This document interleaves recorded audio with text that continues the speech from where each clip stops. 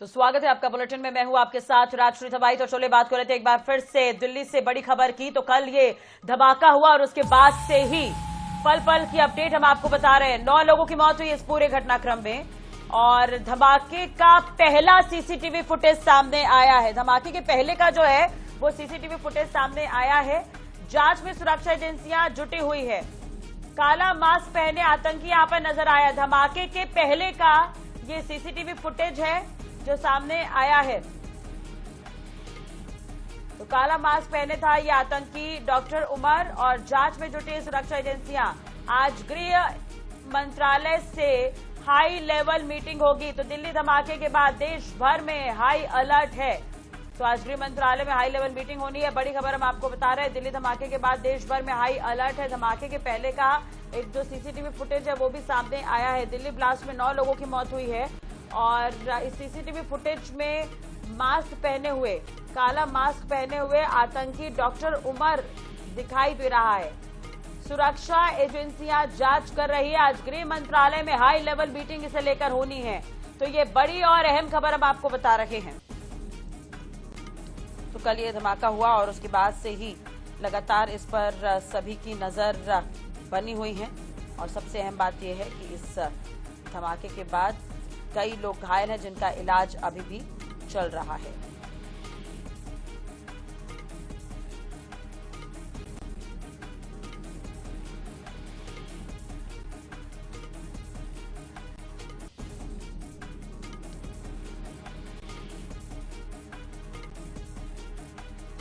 तो i20 car के मालिक की पहचान भी हो गई है। पूछताछ लगातार जारी है। ये तस्वीर आप देख सकते हैं। दिल्ली धमाके के पहले का ये सीसीटीवी फुटेज है जिसमें आतंकी नजर आ रहा है। एनआईए की टीम मौके पर मौजूद है और जांच लगातार की जा रही है।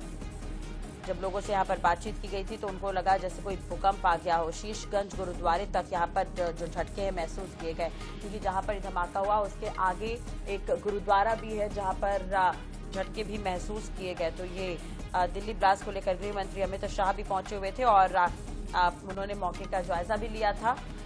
जो घायल है उनसे हालचाल भी पूछा है। दिल्ली धमाके के बाद देश भर में हाई अलर्ट है। ये तस्वीर आप देखिए, सीसीटीवी फुटेज जो धमाके के जस्ट पहले का है और इसमें आतंकी नजर आ रहा है। तो ये बड़ी और अहम खबर हम आपको बता रहे हैं।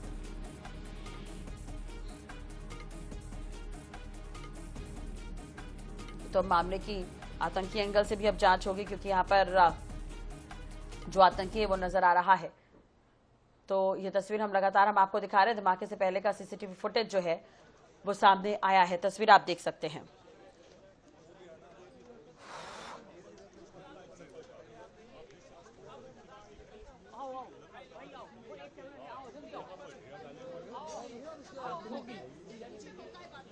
तो कल की अगर हम बात करें तो विस्फोट के कुछ ही मिनटों बाद चांदनी चौक की दुकानें बंद हो गई थी। सामान्य चहल पहल की जगह सायरन और बेतहाशा फोन कॉल्स जो है वो देखने को मिले और पूरे बाजार में गुरुद्वारा शीशगंज तक झटके महसूस किए गए। भूकंप जैसी स्थिति थी। झटका लोगों को लगा था। पॉली बैग मांगा था इसमें से? जी सर। किसने पॉली बैग मांगा? सर ने मांगा था पॉली बैग, जो टुकड़े डरे थे वो उसमें पैकिंग रखने के लिए। अच्छा, कौन से वाले टुकड़े? अच्छा, आपसे पॉली बैग लेके गए? जी तो यहाँ कोई टुकड़ा भी मिला है अभी कुछ ऐसा कुछ? वो गाड़ी के ध्यान डरा था।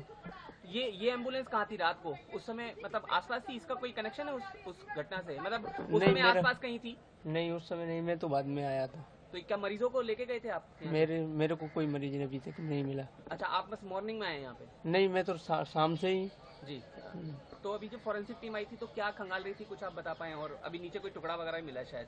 हाँ, एम्बुलेंस के अंदर भी गए थे वो लोग? अभी एम्बुलेंस के अंदर पॉली बैग लेने के लिए गए थे। अच्छा अच्छा, ठीक। आपका क्या नाम है? गौरव। ठीक।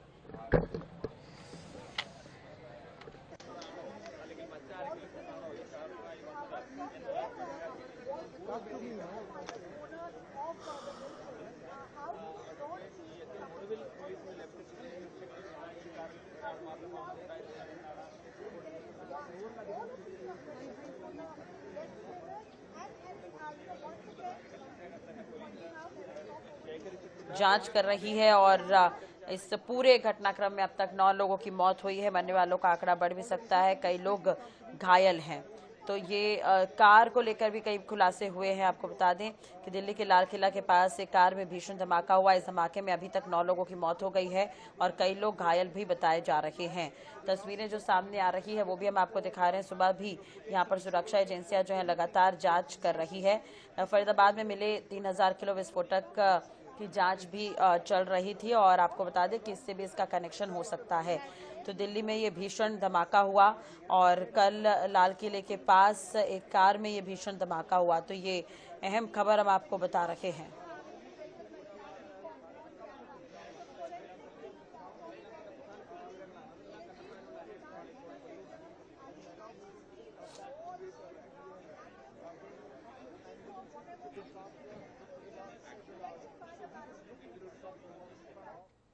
दिल्ली में लाल किले के पास सोमवार शाम करीब 7 बजे एक कार में जोरदार धमाका हुआ। घटना के बाद से ही पूरे इलाके में अफरा तफरी है और इस विस्फोट में 9 लोगों की मौत हो गई है, कई लोग घायल हुए हैं।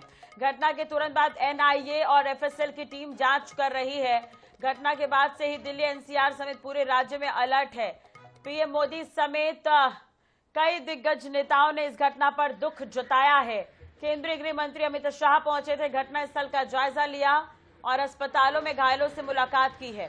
जानकारी के अनुसार धमाके वाली गाड़ी सलमान की थी, जिसे गिरफ्तार किया गया है।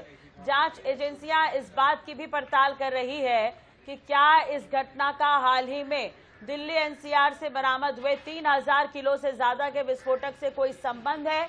एनएसजी और फॉरेंसिक टीमें मौके पर मौजूद है। हर एंगल से जांच जारी है। तस्वीरें लगातार हम आपको दिखा रहे हैं। तो गृह मंत्री अमित शाह ने सुबह महत्वपूर्ण बैठक बुलाई है। आज एक महत्वपूर्ण बैठक भी होनी है।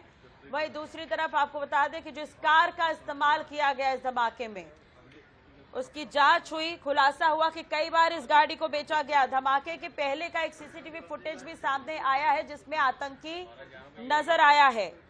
तो अब ये जांच जारी है। देखने वाली बात होगी और भी क्या कुछ खुलासे इसमें होते हैं। 7 बार उस गाड़ी को बेचा गया जिसमें विस्फोट हुआ। तो ब्लास्ट से ठीक पहले का सीसीटीवी फुटेज सामने आ गया है। फुटेज में एक i20 कार नजर आ रही है। कार का ड्राइवर जो है काले रंग का मास्क पहना हुआ है। सूत्रों के अनुसार कार चलाने वाले व्यक्ति का नाम मोहम्मद उमर बताया जा रहा है, जो फरीदाबाद मॉड्यूल से ही जुड़ा हुआ है और जांच अभी भी की जा रही है। अमित शाह पहुंचे हुए थे दुर्घटना स्थल पर और उन्होंने जायजा भी लिया था।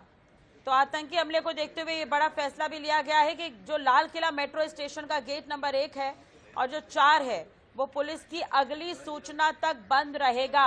दिल्ली मेट्रो के जितने भी यात्री हैं वे इन गेटों का इस्तेमाल एग्जिट या एंट्री के लिए नहीं कर पाएंगे। तो दिल्ली लाल किला कार ब्लास्ट में अब तक 9 लोगों की मौत की पुष्टि हो गई है।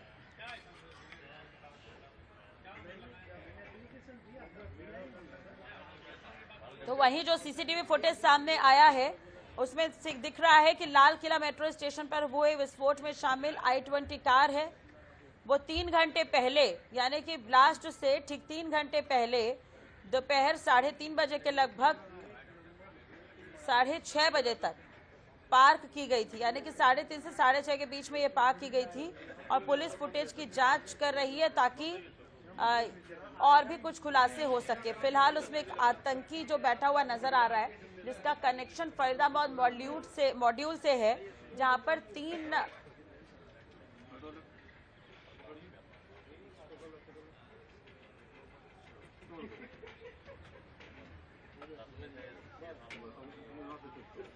फरीदाबाद मॉड्यूल की अगर हम बात करें तो विस्फोटक सामान यहां से बरामद हुआ है, जिसके बाद अब इसे जोड़कर देखा जा रहा है।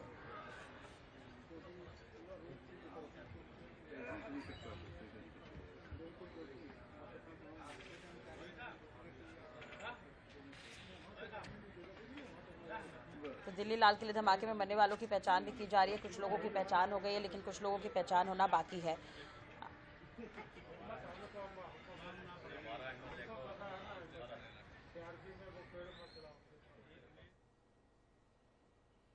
देश की राजधानी दिल्ली में हुए ब्लास्ट के बाद अब छत्तीसगढ़ भी हाई अलर्ट पर है। घटना के मद्देनजर रायपुर शहर में पुलिस ने पेट्रोलिंग बढ़ा दी गई है। अब दूसरी तरफ रेलवे स्टेशन में आरपीएफ और जीआरपी पुलिस ने पार्किंग में खड़ी गाड़ियों और संदिग्ध यात्रियों के वाहनों की जांच की। मेटल डिटेक्टर से इसकी जांच की गई। वहीं विस्फोटक तलाशने के लिए टीम ने स्नीफर डॉग का सहारा लिया।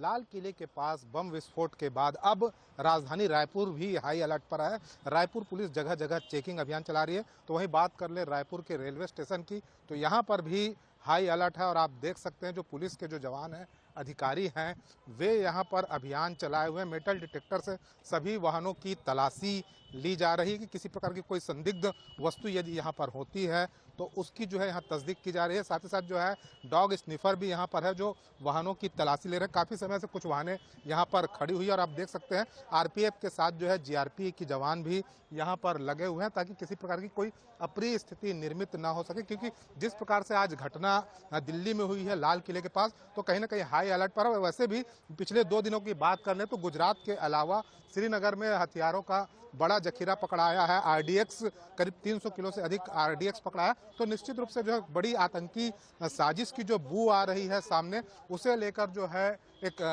माहौल पूरा देश में देखने को मिल रहा है। और अभी जो है पूरी पुलिस के साथ साथ जो स्थानीय पुलिस है वह तो हाई अलर्ट पर है ही है, साथ ही साथ जो है जीआरपी भी जो है यहाँ पर हाई अलर्ट पर है। हम सीधे बात कर लेते, चेकिंग चलाया जा रहा है, अलर्ट पर है राजधानी, किस प्रकार की जांच हो रही है? सभी गाड़ियां खड़ी हैं जो पार्किंग में कार का और बाइक, उनकी सबकी जांच की जा रही है। आने जाने वाले यात्रियों के बैगों की भी जांच की जा रही है कि कोई ऐसी संदिग्ध वस्तु न मिले करके, उसकी जांच की जा रही है। डॉग स्क्वाड का भी बुलाया गया है, उससे भी जांच कराई जा रही है। मेटल डिटेक्टर भी है साथ में? मेटल डिटेक्टर साथ में है, उससे पूरे चीज़ों को चेक किया जा रहा है। संदिग्ध लोगों पर नज़र रखी जा रही है। काफी गाड़ियां खड़ी है, क्या तस्दीक हो पा रही है किन लोगों की ये गाड़ियां हैं? गाड़ियों को तस्दीक नहीं हो पा रहा है, लेकिन उनको चेक किया जा रहा है डॉग स्क्वाड के माध्यम से। कोई ऐसी वस्तु है तो पता चले जा करके। चेकिंग चल रहा है हमारा डॉग स्क्वाड, जीआरपी और आरपीएफ की संयुक्त टीम के द्वारा। जो पार्किंग है उसमें खड़े वाहनों को डॉग स्क्वाड की मदद से प्रॉपर तरीके से चेकिंग किया जा रहा है। कुछ मिला है अब तक संदिग्ध? अभी तक कोई संदिग्ध ऐसा कुछ भी नहीं मिला है। फिलहाल जो है रायपुर रेलवे स्टेशन में कोई संदिग्ध नहीं मिला है, किसी प्रकार के कोई संदिग्ध वाहन नहीं मिले, लेकिन पुलिस अपनी ओर से अलर्ट है। आरपीएफ के जवान अलर्ट है, जीआरपी के जवान भी अलर्ट मोड पर है। कैमरामैन अविनाश चौबे के साथ मनोज नायक, INS 24x7 रायपुर।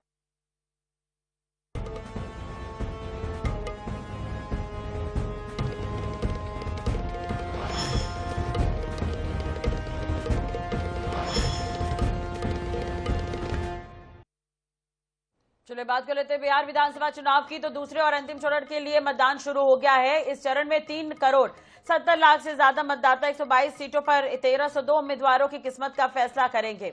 तो इनमें मुख्यमंत्री नीतीश कुमार सरकार के कई मंत्री भी मैदान में हैं। 45,000 से अधिक मतदान केंद्र बनाए गए हैं। कड़े सुरक्षा के इंतजाम है। सीमांचल क्षेत्र में मतदान एनडीए और इंडिया गठबंधन दोनों के लिए काफी अहम है। पहले चरण में 65% से ज्यादा मतदान हुआ। अब विधानसभा चुनाव का रिजल्ट 14 नवंबर को आएगा। ये बड़ी और अहम खबर हम आपको बता रहे हैं। विधानसभा चुनाव के लिए वोटिंग की प्रक्रिया शुरू हो गई है। बिहार विधानसभा चुनाव की हम बात कर रहे हैं और आज सेकेंड फेज का ये वोटिंग और अंतिम। खास करके सीमांचल में, खास करके कटिहार में, बरारी में बहुत मजबूती से कैंपेनिंग हुआ। मैं तो यही कहूंगा कि जो पार्टी स्टेट में पार्टी है वहाँ चंद सीटें लड़ती है, वो पार्टी यहाँ आके इतनी सीटें क्यों लड़ रही है? बहुत सारी चीजें हैं। तो लोग को खुद समझ में आ रहा है कि हमको क्या करना है। तो उनको अपना आइडियोलॉजी, उनकी अपनी सोच और उन्होंने जो कहा उनको मुबारक। कांग्रेस पार्टी, इंडिया गठबंधन उन तमाम मुद्दों को, तमाम इश्यूज को एड्रेस करती है जो ओवैसी साहब कहते हैं। मतलब एक लेवल पे उन मुद्दों के आधार पे राजनीति कर रहे हैं। जो पिछड़े समाज, जो दलित तबका, मुसलमान, आदिवासी, अति पिछड़ा, महिला और खास करके जो अंतिम पायदान के लोग हैं, चाहे मुसलमान हो, चाहे हमारे पिछड़ा हो, अति पिछड़ा हो, महादलित हो, दलित हो और सामान्य वर्ग के गरीब तबका हो, बेसिकली इंडिया गठबंधन की ही सोच है। अब उनमें से कोई एक चीज लेकर के वो वर्गलाना, भड़काना, अलग अलग अंदाज में उसको पेश करना, तो इस तरह से देश की राजनीति नहीं चलेगी। इस देश की राजनीति समानता के आधार पे, विश्वास के आधार पे, सेकुलरिज्म के आधार पे, तमाम समाज को साथ ले जाने के आधार पे चलेगी। तो हम लोग इन्हीं विश्वास करते हैं और बहुत सारी चीज से हमारा उनका डिफरेंसेस है। इन बहुत सारे मुद्दे जो बोलते हैं वो हम ऑलरेडी बोल रहे हैं। तो इसमें जनता को घबराने की जरूरत नहीं है। जनता को आप भड़काएंगे, ये करेंगे तो वो नहीं चलेगा। जनता स्थिर है अपने मुद्दों को लेके, अपने इश्यूज को लेके। उनके पास कॉलेज नहीं है, उनके पास फैक्ट्री नहीं है, रोजगार नहीं है, उनके पास जो है समस्याएं अनेक है। उनके पास जो हॉस्पिटल नहीं है, पुल नहीं है। तो ये मुद्दे होने चाहिए, इन मुद्दों के आधार पर राजनीति होनी चाहिए और उस मुद्दे को हम लोग एड्रेस कर रहे हैं ताकि जनता काम हो। और जाति लीडरशिप देने की बात, भाई हर समाज को इंडिया गठबंधन ने लीडरशिप दिया है।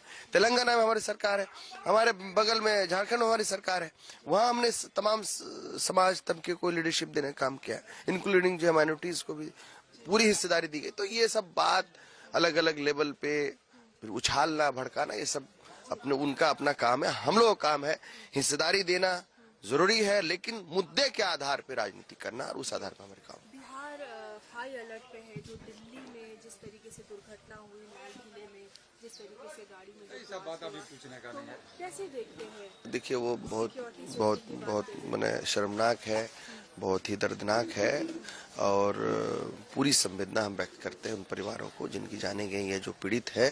ये यहाँ उसका कोई मतलब नहीं है, वो ठीक है, हुआ है, उसकी जांच। भाई दिल्ली में बैठे हुए लोग हैं, जिस केंद्र की सरकार है, केंद्र की सरकार में दिल्ली आती है, फुल स्टेट है भी नहीं, तो उनकी जिम्मेदारी है उन चीजों को करना, क्यों किया, कैसे कहा, कहाँ हुआ, वो देखे। अभी बिहार में चुनाव को लेके लोग तावला है, वोट दे करके महागठबंधन की सरकार बनाने के लोग तैयार हैं और लोग जा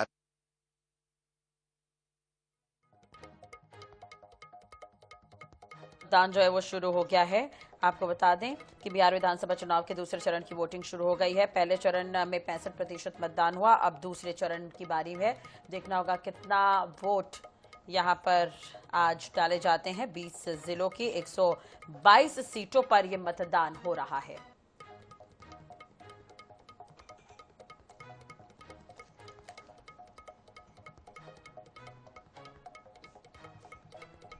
चलिए बात कर लेते हैं इसी बीच एक बड़ी और अहम खबर की। तो जबलपुर से बड़ी खबर है, लोकायुक्त ने एक सहायक पेंशन अधिकारी को 10,000 की रिश्वत लेते हिरासत में लिया है।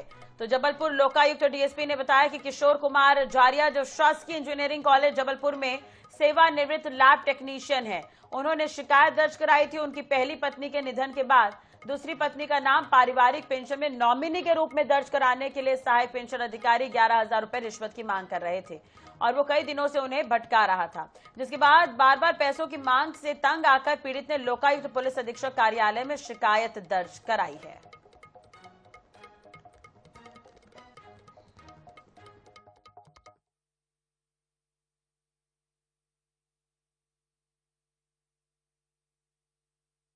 सेकंड वाइफ का नाम चढ़वाना था, तो नाम के चढ़ाने के लिए आप पेंशन ऑफिस आया था मैं। तो पेंशन ऑफिस आया तो तकरीबन काफ़ी दिन हो गए, 10-15 दिन हो गए। तो इन लोग माने बोलते थे अभी कल आना, परसों आना। फिर मैंने बोला भाई माजरा क्या है, मेरा काम तो करो। तो इन्होंने बोला कि भाई खर्चा पानी लगेगा, इशारे से बोला नहीं उनसे। कॉलेज में आवेदन प्रस्तुत किया था और वो आवेदन प्रक्रियाओं पूर्ण करके संभागीय पेंशन कार्यालय जबलपुर आया, जहां पर उस प्रकरण को सहायक पेंशन अधिकारी सचिन झा देख रहे थे। तो सचिन झा 2 महीने पहले ये प्रकरण आया था, तो सचिन झा ने इस बात के लिए मतलब झारिया जी से 11,000 रुपए की मांग की थी। आध्यात्मिक नगरी उज्जैन में बॉलीवुड की जानी मानी अभिनेत्री दिव्या दत्ता भगवान महाकाल के दर्शन करने पहुंची। अभिनेत्री ने न केवल बाबा महाकाल का आशीर्वाद लिया बल्कि एक खास संयोग का भी खुलासा किया, जिससे उनकी खुशी जो है वो दोगुना हो गई। दिव्या दत्ता ने सुबह 8 बजे की भोग आरती में भी श्रद्धापूर्वक हिस्सा लिया है। तो दिव्या दत्ता ने कहा कि मुझे इस बात का गर्व है कि भगवान महाकाल के आंगन में प्रतिदिन होने वाले लाइट एंड साउंड शो में जो आवाज सुनाई देती वो मेरी है। तो महाकाल की गौरव गाथा कहने का अवसर मिला है और अपनी आवाज महाकाल के आंगन में गूंजते हुए देखकर बेहद खुशी हुई कहते हुए नजर आई दिव्या दत्ता।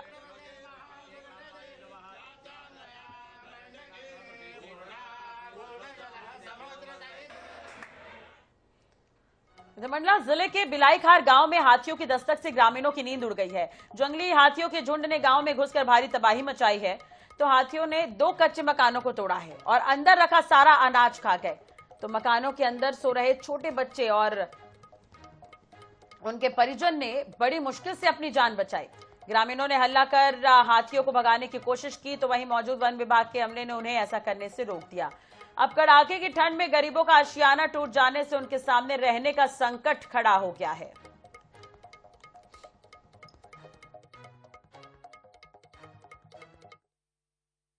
फॉरेस्ट डिपार्टमेंट भी आई थी, 2-4 गाड़ी फॉरेस्ट डिपार्टमेंट की भी आई थी यहाँ पे। उसके बाद हम गांव वालों की सहायता से यहाँ हाथियों को भगाने की कोशिश कर रहे थे, हाथ की आवाज़ आई कर रहे थे, लेकिन फॉरेस्ट वालों ने साफ साफ मना कर दिया कि किसी ने उन्हें कुछ भगाने की कोशिश ना किया जाए, कुछ भी ना करें, क्योंकि इनका जो भी नुकसान होता है उनको मुआवजा दिया जाएगा, यही बोल रहे थे। रात में आए थे, वो हाथी आए थे, जंगली हाथी, 4 हाथी हैं। तो जान बचाने के लिए हम बाल बच्चा धर के चले गए। घर में रहे दाल चावल रहे, साग सब्जी रहे, पूरा खा लिए। हमारे गरीब आदमी हम काला खवाई, बाल बच्चा न कुछ नहीं आए हमारे पास। वर्तमान में हमारे जो कान्हा टाइगर रिजर्व का फेन एरिया है और मंडला का जो टेरिटोरियल डिवीज़न का मवई परिक्षेत्र है, उसके बीच में उसका मूवमेंट है। और हमने स्टाफ से जो जानकारी प्राप्त की है उसके अनुसार वो दिन में तो जो टेरिटोरियल एरिया और गांव में भ्रमण कर रहा है और शाम में वो अंधेरा होते ही फेन हमारी जो परिक्षेत्र है वहाँ पर चला जाता है। इसी के साथ ही फिलहाल इस बुलेटिन में इतना ही। खबरों के लिए बने रहिए INS 24/7 पर। नमस्कार।